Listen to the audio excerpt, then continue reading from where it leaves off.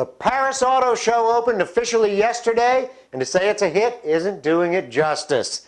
I'm Michelle Rahal with the Drive Channel and thedrivechannel.com. Stick around, you don't want to miss what the little design propeller heads have been up to. We'll look at the new Lamborghini Sesto Elemento. It's kick-ass. Then we pursue the stunning electric gas turbine-powered Jaguar CX-75. And finally, the stunners of the show, the entire new Lotus lineup. First, let me say there's a lot of armchair quarterbacks out there that seem to think that all these cars, except for the Lamborghini, look alike. Well, there's a reason for that. Why do all Formula One cars look alike? Because the old adage that form follows function is completely in play here. The manufacturers have found out what aerodynamically works, and they've chosen to build their cars to that standard. If you don't like it, don't buy one. Most of us can anyway. First up is the new Lamborghini Sesto Elemento, or Sixth Element in English. The sixth element is carbon fiber. This angular shaped edge car is made almost totally of carbon fiber and weighs in at 2,200 pounds with a 562 horsepower 10-cylinder engine. What's that translate to? An unbelievable 0 to 62 in 2.5 seconds. This is Formula One territory. The interior is ergonomically correct in every way. It's minimalist and the seats don't move. The controls come to you. I like that. It's permanent all-wheel drive and it retains the angular shapes that we're used to seeing coming from the Bull. This isn't a replacement for any of the Lamborghini's lineup, but it represents a design and material style that they want to carry through to the future line, and I hope they do.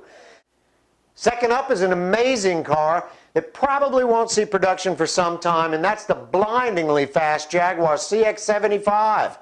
This car is powered by two small gas turbine engines that recharge the four separate electric motors that power each wheel to deliver either 985 horsepower if you count the turbines, or 780 if you don't.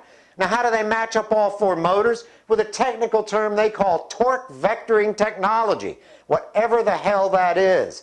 The top speed is said to be 205 miles per hour, and it gets 40 miles to the gallon. Again, the interior is stark and minimalist, and no plans to put into production anytime soon. But you never know with Jaguar. Finally, the Lotus lineup. All of the positive adjectives you can think of come into play here, especially stunning, shocking, and game-changing. Lotus pulled the sheets off of 5 new cars, and I'm leaving the little city car out.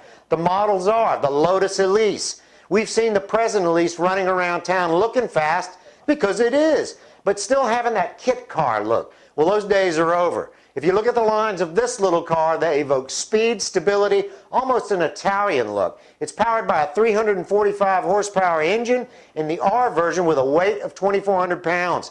Styling among the entire line is a similar look, but it's an entire line, not just one car we hope they'll build.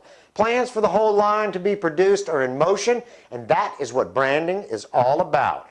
The Lotus Elan, this is a 4.0-liter mid-engine car with 463 horsepower. The car is directly aimed at the Porsche 911. Yes, it has 2 rear things they call seats. And if that's, if you're going to a dwarf tossing contest, it's great. Nevertheless, this car's got everything it needs to go up against the normally aspirated 911s and even the turbo. Mid-engine for Lotus is part of its latter-day heritage. The Lotus Elite, what can you say? This car has the beauty of any of its rivals. But can it take on the Aston Martin DB9? And this is the car that is directly challenging. According to Lotus, we know we have to up the quality of production, and we are. Good. No more shake, rattle, and roll. This is a front-engine optional 2+2 GT that has a turbo or supercharged Lexus-based engine that Toyota's totally content to let Lotus keep using. Remember that Lotus used to be powered by Cosworth, but the production capabilities of Cosworth doesn't give Lotus what it needs: reliability. At 0 to 60 in 3.5 seconds and lightweight, this is a car to be reckoned with in the future. The Lotus Esprit. This is the supercar of the gang, and it shows. A mid-engine lightweight car with a 5-liter supercharged engine taken from Lexus and performance tuned. This is another 0 to 60 in 3.5 second car that handles. The old Lotus Esprit Turbo was a great car for a couple of years, but then the fiberglass body and all of its components just began to loosen up and shake. It gave the car a really unstable feel. Not with this model. This is designed to stand alongside Audi, Porsche, Ferrari, and Lamborghini. We'll have to see if that can actually happen. Finally, the flagship of the line would have to be considered the Lotus Eterne. The Eterne is a complete departure from what Lotus has produced in the past. This car is a front-engine four-door sedan that uses the same engine as the Esprit. Beyond the shadow of a doubt, and in Lotus's own words, this car was meant to challenge the Porsche Panamerica and the Aston Martin Rapide, as well as anything such as the Mazda Shinari that may come up in the next few years. This car has beautiful lines, and the components used in the entire Lotus line are going to be of the touchscreen variety. Now, the jury's still out on this one. When they perfect the iPhone or the Droid, I'll be more than willing to listen. Bottom line for Lotus, they stole the show. If they accelerate these cars into production and can come up with an interior that isn't all plaid, then they have just blasted the industry with not just one concept car, but with an entire line. Why does that matter? It's all about branding, and what better name than Lotus to resurrect to the status that it once held. For the Drive Channel and thedrivechannel.com, I'm Michelle Rahal. Next week we talk with one of our correspondents in Paris for more breaking news. See you next week.